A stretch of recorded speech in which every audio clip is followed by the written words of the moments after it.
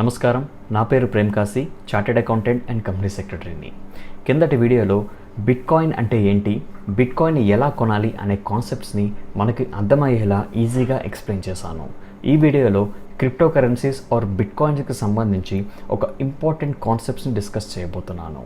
అది ఏంటంటే ఇండియాలో బిట్కాయిన్ లీగలా ఇల్లీగలా, మనం బిట్కాయిన్లో ఇన్వెస్ట్ కానీ ట్రేడ్ కానీ చేస్తే అది లీగల్ అవుతుందా ఇల్లీగల్ అవుతుందా, అసలు ఇండియాలో ఈ క్రిప్టో కరెన్సీస్ యాక్సెప్టెన్స్ ఎలా ఉంది అనే కాన్సెప్ట్ మీద చెప్తాను.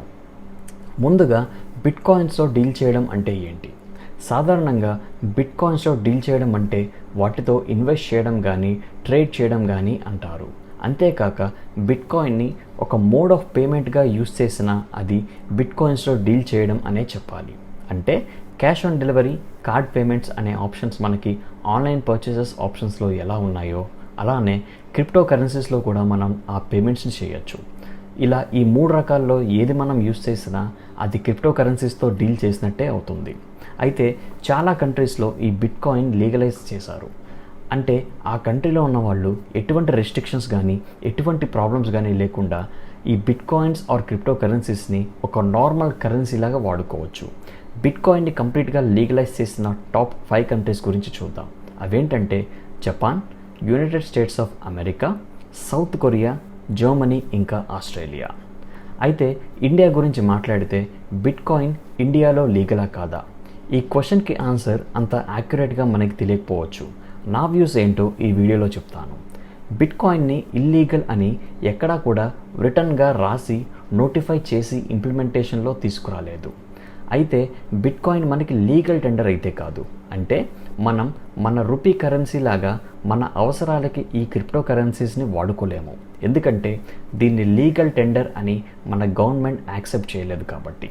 కానీ ట్రేడ్ పార్టీస్ అంటే బయ్యర్ కానీ సెల్లర్ కానీ ఈ రెండు పార్టీస్ ఒప్పుకుంటే బిట్కాయిన్స్లో వాళ్ళిద్దరూ పేమెంట్ చేసుకోవచ్చు. సో బిట్కాయిన్ అనేది లీగల్ టెండర్ అయితే కాదు. ఇప్పుడు ఇల్లీగలా కాదా అనేది మాట్లాడుకుందాం. ఆర్బీఐ ఇంకా సుప్రీంకోర్టు ఈ క్రిప్టో కరెన్సీకి సంబంధించి గతంలో కొన్ని అనౌన్స్మెంట్స్ చేశాయి. 6th ఏప్రిల్ 2018లో ఆర్బీఐ ఈ క్రిప్టో కరెన్సీస్ని బ్యాన్ చేసింది అని విన్నాం.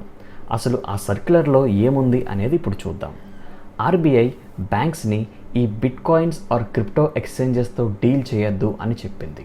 అంటే మనం మన బ్యాంక్లో ఉన్న అమౌంట్తో ఈ క్రిప్టోస్ని కొనడం కానీ అమ్మడం కానీ చేయలేము. ఎందుకంటే ఈ బ్యాంక్స్ అనేవి ఈ క్రిప్టో ఎక్స్చేంజెస్తో సెటిల్మెంట్ లింక్స్ పెట్టుకోవు కాబట్టి. బిట్కాయిన్ హైలీ వాలటైల్ కాబట్టి అలాంటి కాయిన్ని మన పేమెంట్ సిస్టమ్గా యూస్ చేయకూడదు అనే ఉద్దేశంతో ఆర్బీఐ ఈ సర్క్యులర్ ఇచ్చింది. అయితే ఇక్కడ మనం చూడాల్సింది ఏంటంటే క్రిప్టోస్ని ఆర్బీఐ బ్యాన్ చేయలేదు. క్రిప్టో సర్వీసెస్ ఫర్మ్స్కి బ్యాంక్ సపోర్ట్స్ చేయకూడదు అని మాత్రమే ఆ సర్క్యులర్లో చెప్పింది. అయితే ఆ తరువాత internet and mobile association of India అంటే అన్ని క్రిప్టో ఎక్స్చేంజెస్ని రిప్రజెంట్ చేస్తున్న ఒక సంస్థ, ఈ సంస్థ సుప్రీంకోర్టులో పిటిషన్ వేసింది. ఒక ఫార్మల్లా క్రిప్టోస్ని బ్యాన్ చేస్తున్నట్టు ఏది లేదు కాబట్టి క్రిప్టో ఎక్స్చేంజెస్ వాళ్ళ బిజినెస్ని ఫ్రీగా ఎటువంటి రెస్ట్రిక్షన్స్ లేకుండా ఆపరేట్ చేయొచ్చు అని వాళ్ళు పిటిషన్ వేశారు. అలాగే ఆర్బీఐ ఈ బ్యాంకింగ్ ఛానల్ సపోర్ట్ని తిరిగి ప్రొవైడ్ చేయాల్సిందే అని వాదించారు. ఆ ఆర్గ్యుమెంట్స్ అండ్ వ్యూస్ని కన్సిడర్ చేసి సుప్రీంకోర్టు 2020 ఏప్రిల్లో ఆ ఆర్బీఐ సర్క్యులర్ని రద్దు చేస్తున్నట్టు నోటిఫికేషన్ ఇచ్చింది. సుప్రీంకోర్టు ఆ ఆర్బీఐ సర్క్యులర్ని డిస్ప్రపోర్షనేట్ మెషర్ అని చెప్పింది. అయితే ఏ రీజన్స్ని పరిగణించి సుప్రీంకోర్టు ఆ ఆర్బీఐ సర్క్యులర్ని రద్దు చేసిందో ఇప్పుడు మనం చూద్దాం. రీజన్ నెంబర్ 1, ఏ బ్యాంక్స్ అయితే ఈ క్రిప్టో ఎక్స్చేంజెస్కి సర్వీస్ ఇస్తున్నాయో వాటికి ఈ సర్వీస్ ఇవ్వడం వల్ల ఏ విధమైన నష్టం రాలేదు. రీజన్ నెంబర్ 2, ఆర్బీఐ ఈ క్రిప్టో కరెన్సీస్ యొక్క ఇతర అడ్వాంటేజెస్ని అసలు కన్సిడర్ చేయకుండానే ఈ బ్యాన్ సర్క్యులర్ ఇచ్చింది. రీజన్ నెంబర్ 3, అసలు ఈ క్రిప్టో కరెన్సీస్ రెగ్యులేషన్ చేయబడలేదు కాబట్టి అలాంటప్పుడు డైరెక్ట్గా బ్యాన్ చేయడం కుదరదు. పైగా వేరే ఇతర లాస్ అండ్ యాక్ట్స్ ఏవైతే ఉన్నాయో అవి ఈ క్రిప్టో ఎక్స్చేంజెస్ యాక్టివిటీకి కూడా అప్లై అవుతాయి. అంటే prevention of money laundering act, taxation laws, income tax laws, FEMA laws లాంటివి. రీజన్ నెంబర్ 4, వీటన్నిటికీ మించి అలా డైరెక్ట్గా బ్యాంకింగ్ ఛానల్ సపోర్ట్ కట్ చేస్తే మన ఇండియన్ కాన్స్టిట్యూషన్ ఇచ్చిన రైట్ టు ట్రేడ్ అనే రైట్కి వైలేషన్ చేసినట్టు అవుతుంది. సో ఈ రీజన్స్ వల్ల సుప్రీంకోర్టు ఆర్బీఐ సర్క్యులర్ని రద్దు చేసింది. సో ఆ రోజు నుండి ఈ క్రిప్టో ఎక్స్చేంజెస్ మళ్ళీ ఫుల్ లెవెల్లో ఆపరేట్ అవ్వడం స్టార్ట్ చేశాయి. అలాగే ఇండియాలో చాలా ఎక్కువగా కొత్త ఇన్వెస్టర్స్ కూడా ఆ ఎక్స్చేంజెస్లో అకౌంట్స్ ఓపెన్ చేయడం మొదలుపెట్టారు. ఇప్పటివరకు అయితే ఎటువంటి బ్యాన్ అనేది లేదు అనే చెప్పాలి. బట్ ఇప్పుడు మనం రీసెంట్గా వచ్చిన బ్యాన్ ప్రపోజల్ గురించి మాట్లాడుకుందాం. ఆ ప్రపోజల్ ఏంటంటే మన ఇండియన్ పార్లమెంట్ ప్రైవేట్ క్రిప్టో కరెన్సీస్ని బ్యాన్ చేస్తున్నట్టు, దీనిని అప్కమింగ్ బడ్జెట్ సెషన్లో అప్రూవ్ చేయబోతున్నట్టు న్యూస్ వచ్చింది.